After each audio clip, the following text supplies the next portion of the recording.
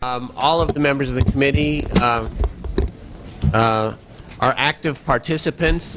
Just so happens that this afternoon there are a lot of meetings going on throughout our Capitol, including the Assembly Appropriations Committee, which is taking a number of our members. So people will come in as they can and participate and, of course, vote.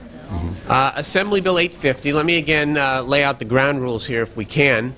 We want to be thorough, but we also want to move the hearing along. I'd like to dedicate, if we can, about a half an hour to 40 minutes on this issue, and to divide the time relatively equally between the supporters and the opponents. And so I would ask the presenters to limit yourself to 3 or 4 witnesses and to try and keep them to 3 or so minutes apiece, and that'll leave plenty of time for questions from members and a good discussion. So with that, Mr. Torlakson. Thank you, Mr. Chairman and members. Pleased to be here on AB 850. This is a Consumer Protection Act long overdue for California, a Consumer Protection Act that would work in amusement parks to bring the fixed amusement parks where our portable carnival rides have been for the last 31 years. It's time that we move into the next century with this extra level of protection and safety for our families and children and all of us who go to the amusement parks to relax and have fun. We set out to establish a system of accountability, to set out to establish state oversight and the benefit of independent set of eyes to examine the safety procedures in our fixed amusement parks. We would bring California in line with 41 other states in the nation that regulate these parks and traveling carnival rides. It's interesting that many of us worry about riding on carnival rides or rides found in parking lots or at county fairs. We worry about how they're set up and how they're operated. Yet these traveling rides are inspected by the Department of Industrial Relations of California and are responsible for only 1 of the 13 fatalities which occurred in California at amusement parks over the last 25 years. They are inspected. They have a safer record. 12 of the 13 fatalities occurred on rides at permanent fixed parks. As many of you know, an accident in Contra Costa County in 1997 caused me to look into the operation and regulation of permanent amusement parks, and I was surprised to learn that California is only 1 of a dozen states that does not regulate these permanent fixed parks. Other states that join us in not regulating the permanent parks include North and South Dakota, Montana, and Alabama.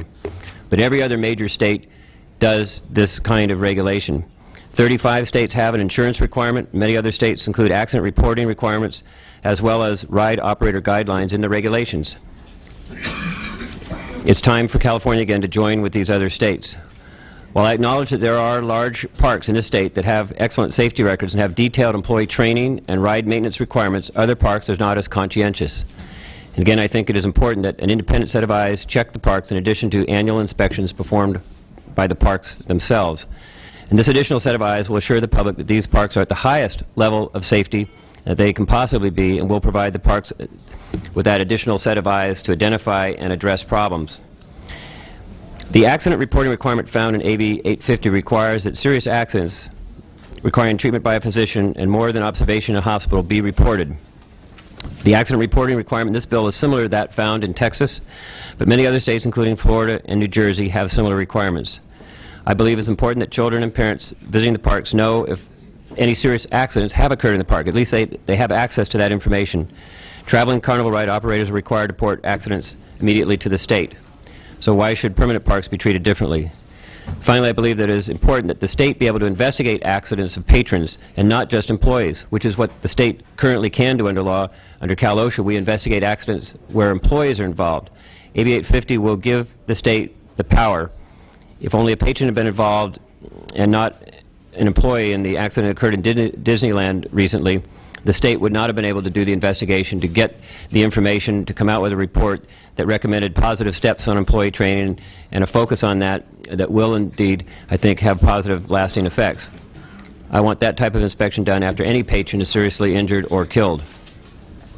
We've been careful to draft language that does not require parks to disclose every minor scrape and scratch that occurs at the park, but rather what we would say are fatalities and what we would say are serious accidents requiring treatment by a physician and more than first aid. However, when I began looking at the issue, I discovered that the only way to find accident statistics in California today is to look through newspaper articles or to look through emergency room statistics, which are not fully accurate.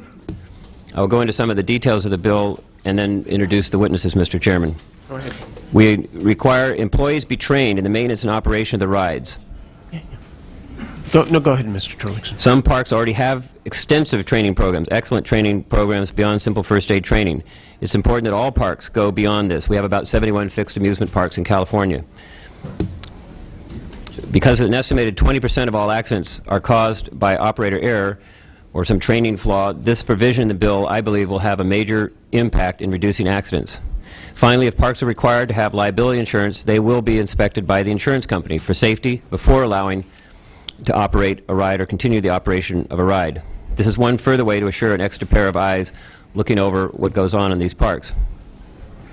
The report conducted for a hearing that we had 2 years ago when I was chairing the Housing and Community Development Committee, looking into these issues, stated that 75% of all accidents are caused by rider error. It's therefore appropriate to include a rider responsibility provision in this legislation.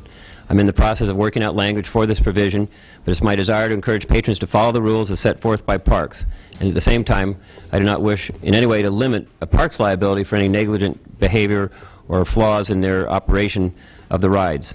And I will continue to work with all the parties that have been working with us on that issue. I do have amendments to offer to the committee. The area of fines, as we're aware, because there's been no regulation in this area, the fines that apply are only Cal OSHA fines if an employee is injured. I think the fines that came down in the Disneyland incident were far, far too little for the consequences of the training flaw that was identified in the Cal OSHA report. So I know there's efforts by yourself, Mr. Chairman, and others to increase Cal OSHA fines. Likewise, we would set up a fine and penalty system for any violations of the provisions of this law. And this would, again, provide extra teeth and an extra measure of accountability that would enhance safety by that level of accountability. The amendments we have address some of the concerns raised by the Children's Advocacy Institute and the Department of Industrial Relations and the industry itself. I believe that these amendments represent good movement on the part of all the participants. I commend all the parties who have been working with us this year in this process, including the safety inspectors from a variety of parts of the country as well as here in California, industry representatives, representing a wide variety of the permanent amusement parks in California, and Kathy Dressler and the Children's Institute. I will continue to work with all the parties and with you, Mr. Chairman, in terms of refining some of the issues. We have some amendments that we would like to go through and offer to the committee as authors' amendments.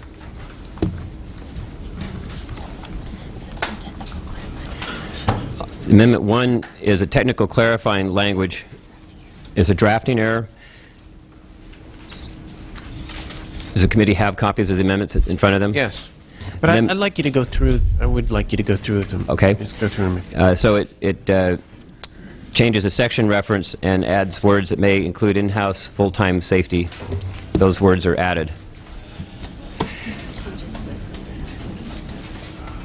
Amendment 2 is again a clarification.